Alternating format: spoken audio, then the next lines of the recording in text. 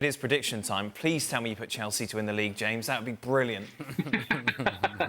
No, I don't have them. I don't think I have them in the. Oh, I have them sixth. Okay, yeah, I think sixth is the peak of what they can hope for. Really, I don't know. I mean, look, maybe the team will gel. They've obviously got a lot of talented individuals, and Maresca did a great job at Leicester. And maybe we should sort of accentuate the positives of that. He got them playing good football. He got them playing out from the back. Yes, there were mistakes made in the pre-season matches. They lost 4 of those 6 games, but there were signs there that they were starting to understand what he wanted from them. Yes, it's going to take a bit of time, but when you look at the strength of the other side, you look at. I mean, I've got City there as champions. I was very, very close to putting Arsenal. I think Arsenal are just nailed on to have another very, very serious run at it this year. I think they bought well in Calafiori. They're probably going to do another one, maybe Moreno, to strengthen the midfield as well. And if they get another wide player in, then it's hard to see where there's sort of weaknesses in that squad. I think Liverpool will do some business before the window closes, and that should strengthen Arne Slot there. And I think Spurs are going to have a good season under Postecoglou. They've got another year of understanding what he wants from them. It's obviously a pretty unique way of playing. I think they bought well in Solanke. They've got Archie Gray there, who's a very talented youngster. Lucas Bergvall could be anything really, snatched from under Barcelona's noses, and there's a lot of excitement around him at Hotspur Way. So, you look at those 4. Well, I look at those 4 and just think I cannot see the relative calm around those teams. And obviously Arne Slot, there's a big unknown there in terms of how he's going to replace Jurgen Klopp. But that squad was so good last season that you just look at Chelsea and think I don't know where they get the stability from. They have to start well.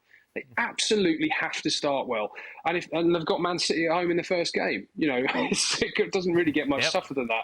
But if they start well, then there's a little bit of calm water for Maresca to sail into, and perhaps he can lead them into a positive season. But as we sit here now, knowing what we know about all the teams, you putting them in the top 4, you've either had to have played for them or have them, a giant leap of faith in trusting them.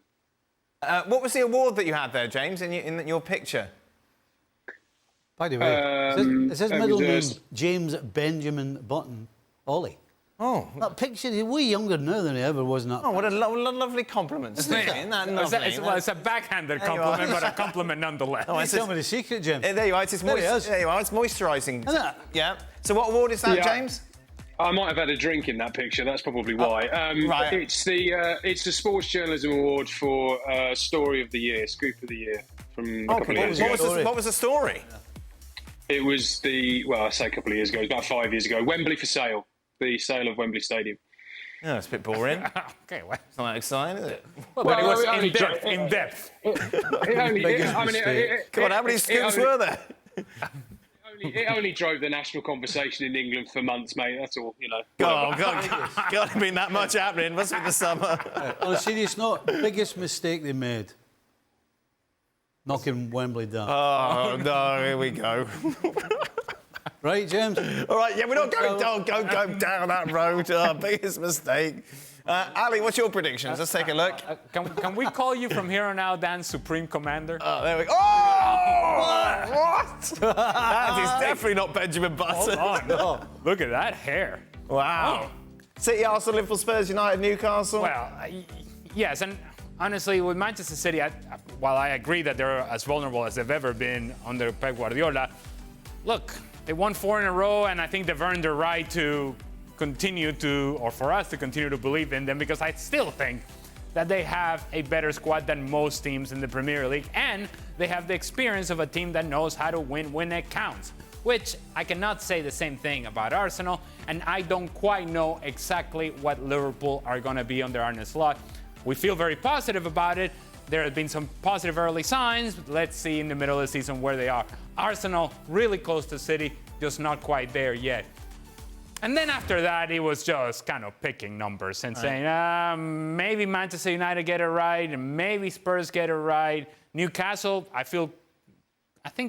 don't know if confident is the word, but comfortable enough to say that this is a team that at the very least, unlike everybody else around them, there's a sense of consistency there that I think would be important in a long, long season. And so beyond that, I just think Manchester City, again, they have earned the right to continue to believe in them. And until they're knocked off, I'm going to continue to pick Manchester City. We'll have to wait until Stevie's predictions, which is tomorrow. How exciting for everybody involved. James, thank you very much. Much appreciated, as always.